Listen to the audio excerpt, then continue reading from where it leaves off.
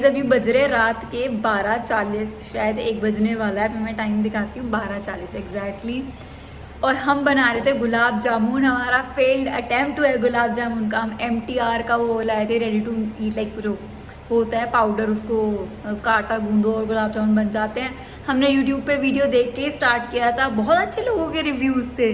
हमने वो मतलब हमने पहले आधा आटे का बनाया सोच के कि आधा कभी और बना लेंगे, आज के लिए तो ये बहुत है। और वो आधे के बने नहीं, मतलब फट गए, मतलब वो टाइट भी मैंने फट गए, सारे फट गए। फिर हमने आधे वाला दोबारा गूंदा आटा, उसके भी आधे बनाए पहले, वो भी फट गए। अब हमारे लास्ट चांस था वो हमने बनाए, वो भी फट गए। तो अब हम गुलाब जामुन फटे हुए खाएंगे। हम बालूशाही बनाएंगे अभी उनकी, पका के उनको इतना हार्ड कर देंगे, फिर उनको चाशनी में डालेंगे, उनकी बालूशाही बना के खाएंगे। पर हम फेंकेंगे नहीं गाइस, हम खाएंगे ज़रूर कुछ ना कुछ। और लास्ट हमारा जो ऑप्शन है ना, कुछ भी नहीं हुआ, तो वो आपको सबसे लास्ट में बताएंगे हम क्या करेंगे उनका। ये है मेरे खूबसूरत फटे हुए गुलाब जामुन गाइस, बहुत ही सुंदर लग रहे हैं। इतने सॉफ्ट बने हैं ना, ये इतने सॉफ्ट बने कि फट गए। Hello guys, welcome back to the channel. कल के डिज़ास्टर के बाद हमने अपनी रसोई सब साफ़ कर दिए। कल हमने बनाए थे गुलाब जामुन।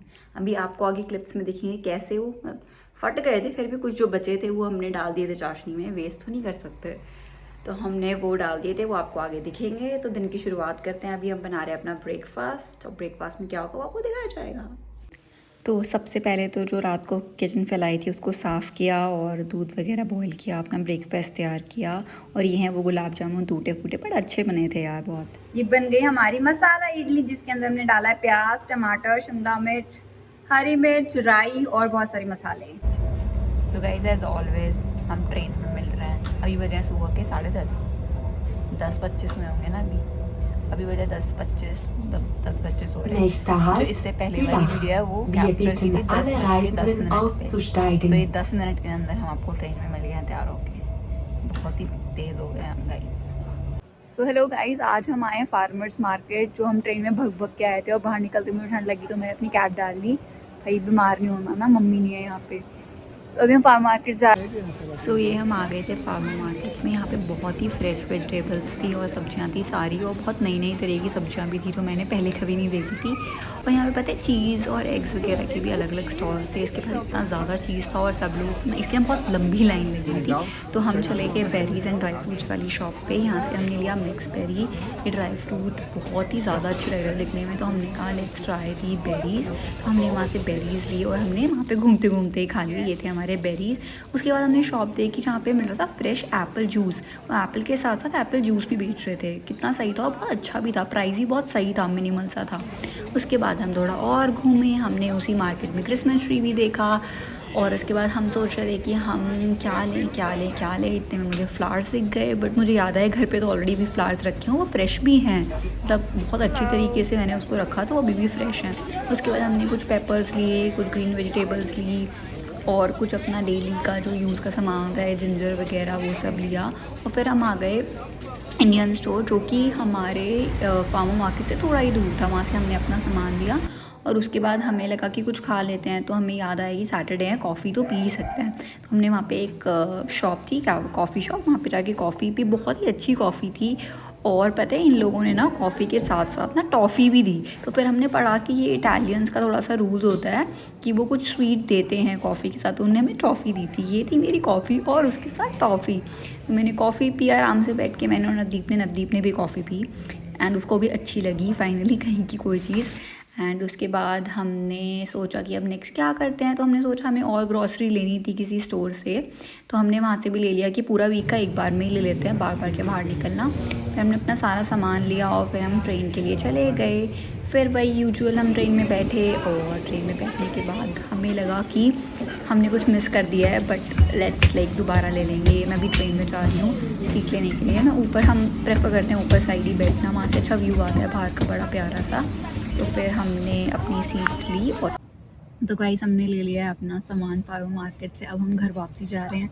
हम अपनी ट्रेन में, साइड में को ट्रेन आ गई है, अभी वो घर जाके दिखाएंगे हमने क्या क्या लिया। और हम एक इंडियन स्टोर भी गए थे, वो भी दिखाएंगे हम वहाँ से क्या लाए। आज हम कुछ स्पेशल लाए हैं और हम बनाएंगे। एंड इसी ब्यूटीफुल से व्यू के लिए हम ट्रेन के ऊपर वाले डब्बे में बैठते हैं। यहाँ से बड़ा ही प्यारा व्यू दिखता है और बहुत अच्छा लगता है देखने में। एंड पता है यहाँ पे ना ट्रेन में अगर 4 सीट्स हैं आमने सामने, तो ना सामने कोई बैठता नहीं है यूजुअली। तो गाइस हम आ गए हैं अपने घर वापसी घूम फिर के। आज हमने कॉफ़ी पी, फार्मर मार्केट से हमने बेरीज भी खरीदी, वेजिटेबल्स भी खरीदी, इंडियन स्टोर से हमने मैदा खरीदी, सूजी खरीदी और खरीदा बहुत कुछ खरीदा।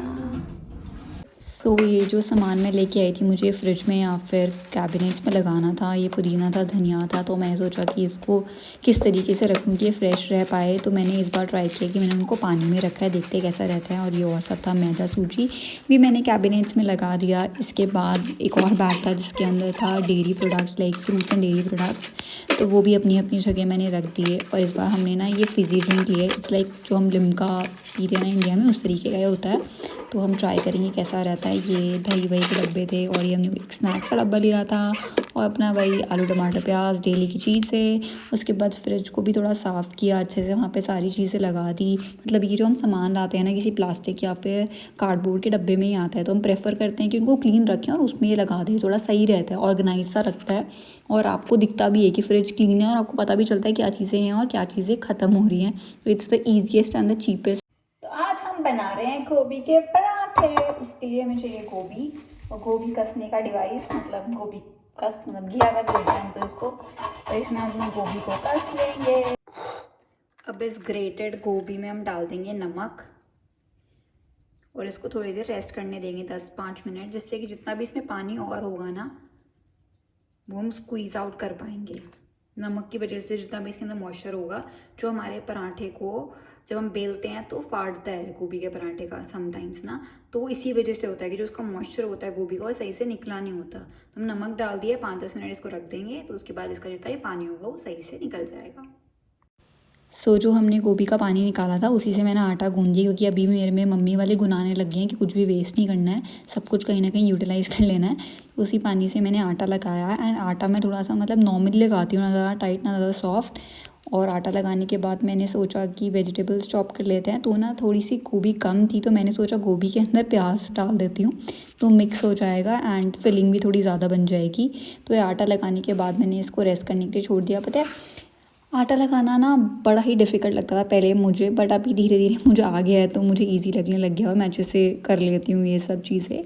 अभी मैं प्याज काट रही हूँ और प्याज मैं पता है किसमें काटती हूँ, हरी मिर्च और प्याज ना मैं ज़रा लाइक मोटा मोटा काट लेती हूँ। उसके बाद मेरा जो ये फेवरेट चॉपर है ना, ये अमेजिंग है गारो का। मुझे ना छोटी छोटी चीज़ें बहुत पसंद है और ये छोटा सा ही है, बड़ा प्यारा लगता है, बड़ा क्विकली काम करता है।